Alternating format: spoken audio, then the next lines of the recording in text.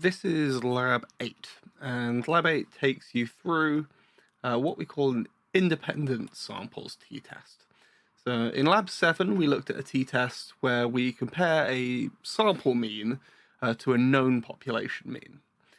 In this, what we do is split our sample in two and compare the two means of what we call independent groups. Now, they're independent because none of the observations are shared between the groups.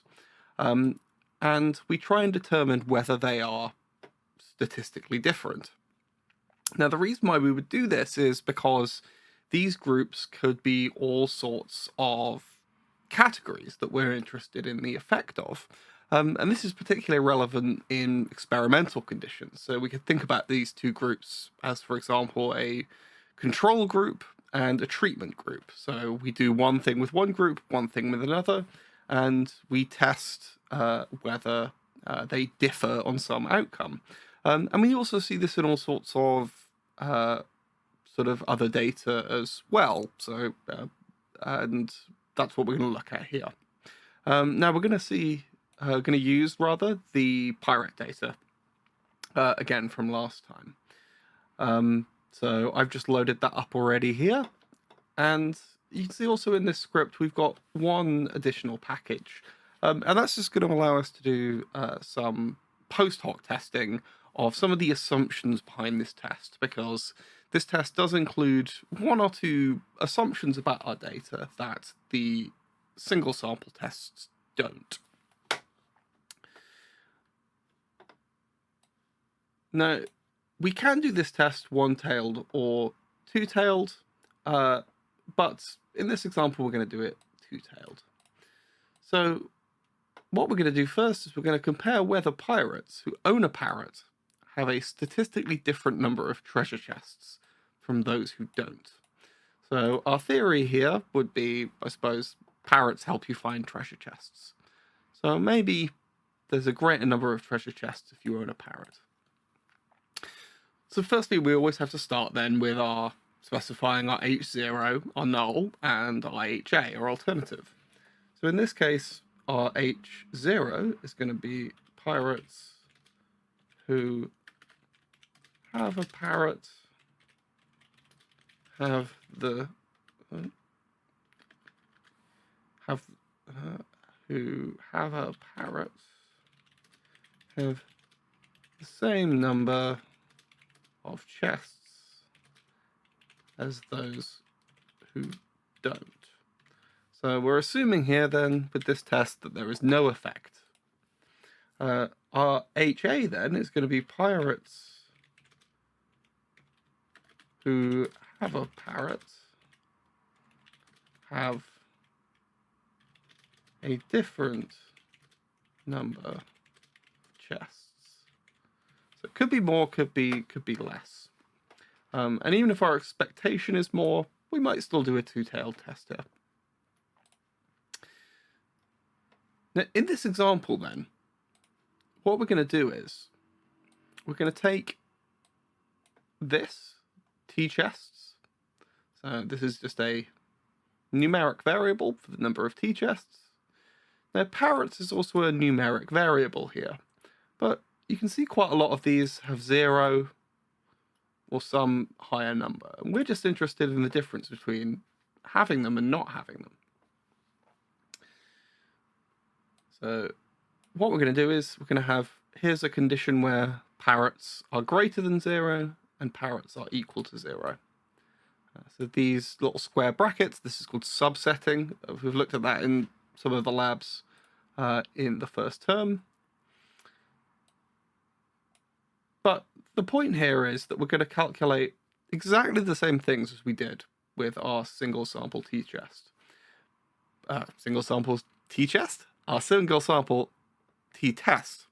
But of course we've got two groups, so we've got two of them. So this is the mean of pirates with parrots, number of t-chests, mean number of t-chests for those without parrots, the standard deviation of those with parrots and without parrots, and the number of pirates with and without parrots.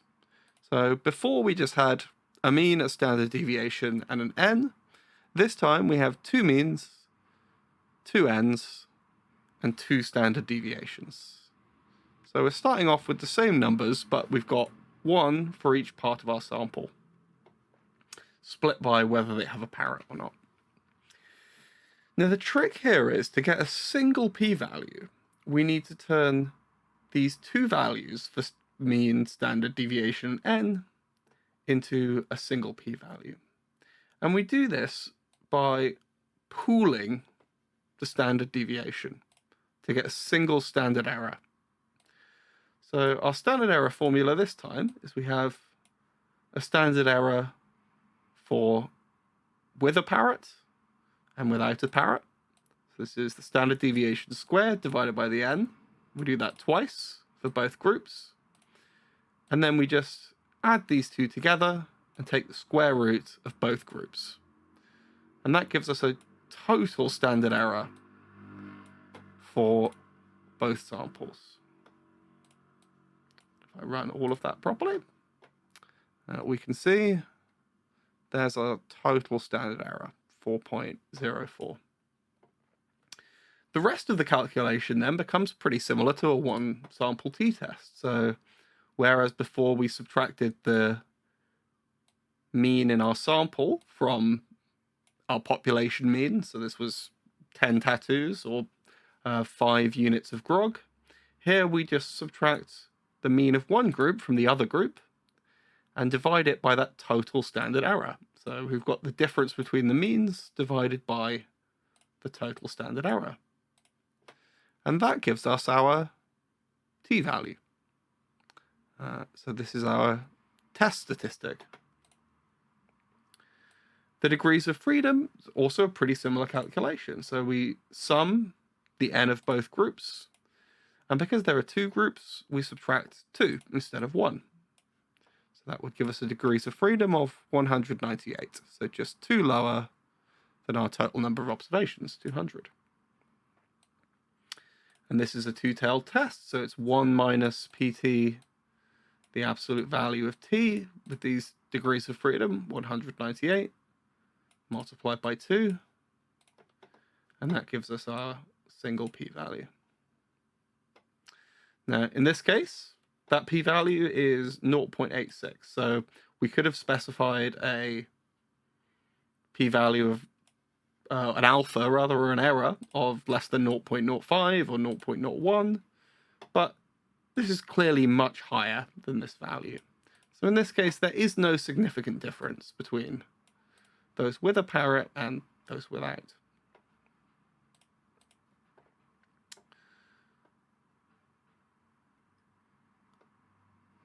So in that sense, then, this isn't much different, really, from the single sample t-test. Really, it's just this step that pulls the standard deviation. And the function itself, t-test, is the same function. We just have to specify it a little differently. So in this case, we're going to do another example with some data. And we're going to look at the t-test itself. Now, one thing with a t-test, and we haven't really talked about this, but it's important to know, is that we can only do this with two groups. So before we had one group and we had our mean and population. In this case, we could only split our sample into, or we can only split our sample in two. We can't split it into more than 2 categories and still conduct this test. So for example, here, if we wanted to test whether male and female pirates differ in their average height. So that would be our alternative hypothesis. And our null hypothesis would be that male and female pirates do not differ in their average height. The problem here, though, is if we run a table of the sex of these pirates, we find that, well, we've got some observations that are not coded as male or female. So we actually can't run a t-test just using this variable straight away because we have 3 groups. We need 2. So in this case, I'm going to create a binary variable by just folding that other category into female. Now I could drop those observations. That would be a good way of doing it too. I could change them to missing. But in this case, I'm just going to create a binary variable where everything female is coded as 1 and everything else is 0. Sorry, I'm folding the other category into male, I should say here. So how do we do a t-test on this? Well, all we need is the variable of interest. So in this case, this is height. And the variable with 2 groups that we want to look at the difference between.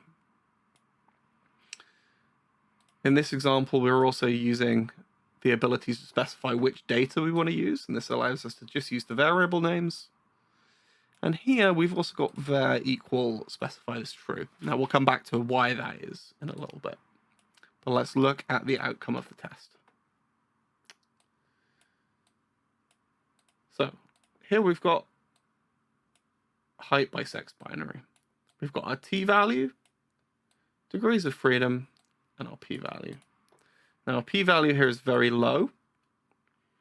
And that reflects that the difference between this mean, so this is for men and other, this group for female, this is about, what's that, about 12 centimeters on average.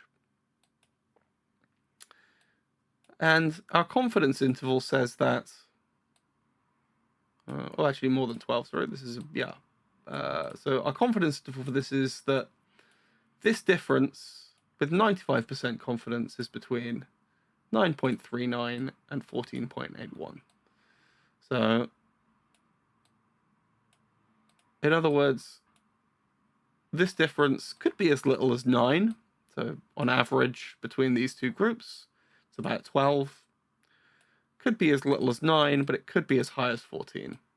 But with a very high confidence, we can say that there is a real mean difference between these groups, assuming that the population differs a bit from this.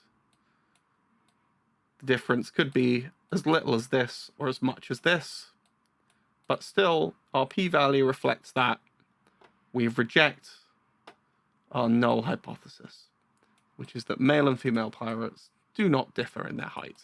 It appears they do, so male and female pirates do differ in their height. And the way they differ, we can see from this, is that in group 0, so this is men and other, we have a higher mean than in group 1. So again, the way this test is specified is it's just t-test, our numeric variable. We use this little symbol to specify we want it split by a binary variable here. It has to be a binary variable. In fact, if we use our original variable, so this was sex, when we try and do this, what we'll see is an error.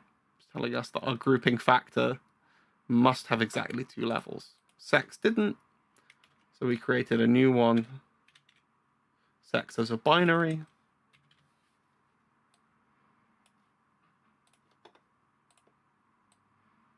And it gives us our result here. Now, as with all these statistical tests, though, the t-test, especially in this form, comes with what we call assumptions. And generally speaking, the more complex the test, the greater number of assumptions. Now, this isn't necessarily something we need you to demonstrate in your assessments for this course, but nonetheless, it's something that's worth being aware of. So 2 of the assumptions for this test. One of them is normality. Now, this is broadly the assumption that not necessarily our data itself is normally distributed, but that the underlying population from which it's drawn, the data is normally distributed. And there are actually statistical tests for this. Now, we can, of course, check this with things like histograms. So here are our 2 groups and the distribution of their data. And you can see these are broadly normal. probably enough for us to assume that the underlying population distribution is also normal. So some taller women, some shorter women, and likewise with men, some shorter and some taller, but with a grouping kind of here in the middle. Now, there are actually tests for this. So one we call the Shapiro-Wilk test. Now, this is why we loaded up car at the beginning here. This gives us the ability to do lots of these tests on our data to make sure the assumptions are satisfied. Now, if we run these, now generally in these tests, if we get a low p-value, that means we fail these tests. So both of these are basically okay. Now, it's also the case that even if we fail these, this is more significant the lower our p-value is. And in this case, 200 is probably about enough that even if we failed these, it wouldn't necessarily be a huge problem. Another one here is homogeneity of variance. Now, this refers to not the normal distribution of these groups, but the variance of the two groups. And in theory, in a classic t-test, we need these to be approximately equal. And we can test this with something called Levene's test, which, again, if we have a low p-value, we'll tend to fail that test. So again, we're okay here.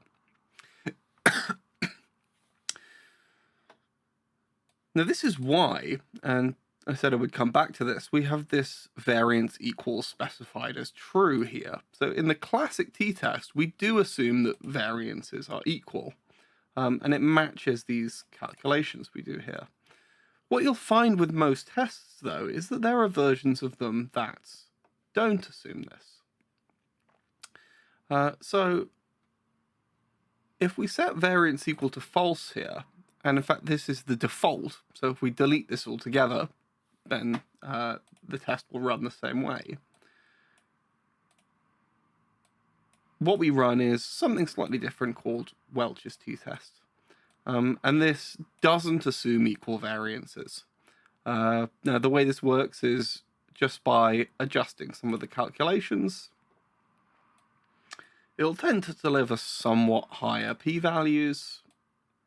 And you can see here that the reason we can tell this is different is our degrees of freedom are a bit lower. We need more degrees of freedom to run something like Welch's t-test. But it's more robust if we violate some of these assumptions, and in particular, the assumption of homogeneity of variance. So if you don't include this, it'll run the classic version of the t-test. But if you do, it's robust to this assumption of homogeneity of variance. And just to show you how this works, if I remove this and conduct the test again, you can see the Welch version is the default. And again, with some of the other tests we'll see the same thing, that the robust versions of the test tend to be the defaults. And to get the classic version of the tests, we have to specify something extra, like variance equals true. But again, for the purposes of your assessment, if you gave us something like this, that would be fine for a t-test. But it's just worth noting this is a slight variant on the t-test that doesn't assume homogeneity of variance.